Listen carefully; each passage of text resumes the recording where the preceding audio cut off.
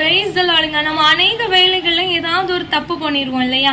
தப்பு பண்ணிக்கிட்டு ஏசப்பா கிட்ட போகும்போது நம்ம எப்படி நினைப்போம், ஐயோ நம்ம தப்பு பண்ணிட்டோம், ஏசப்பா நம்மளை எப்படி ஏற்றுக்கொள்வாங்க எப்படின்ற ஒரு அச்சம், இப்படி ஒரு பயம் நம்ம எல்லாருக்குள்ளேயும் இருக்கும் இல்லையா? ஆனா ஒரு குழந்தை ஓடி போய் எங்கேயாவது விழுந்துட்டு, ஏதாவது ஒரு சின்ன கால் தடுக்கி விழுந்துட்டு அப்படின்னா அவங்க அம்மா அந்த குழந்தைய முதலாவது போய் ஓடி அணைத்து கொண்டு அதுக்கப்புறம் வந்து அந்த பிள்ளைகிட்ட வந்து சொல்லுவாங்க, நீ பார்த்து வந்திருக்கலாம் இல்லையா, நீ கவனமா இருந்திருந்தா இந்த மாதிரி உனக்கு நடந்திருக்காது இல்லையா அப்படின்னு சொல்லுவாங்க இல்லையா?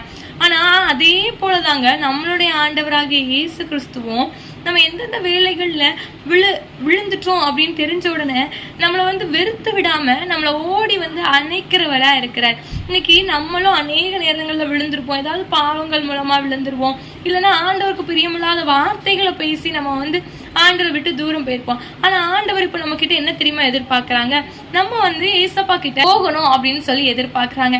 இன்னைக்கு நம்ம வந்து நம்மளுடைய பாவங்கள், நம்ம செய்த தவறுகள் எல்லாம் வச்சு அறிக்கை செய்து ஏசப்பா கிட்ட போனோம் அப்படின்னா நிச்சயமா ஏசப்பா நம்மளை ஆசீர்வதித்து ஏற்றுக்கொள்ள வல்லவரா இருக்கிறாங்க. ஆமென். God bless you.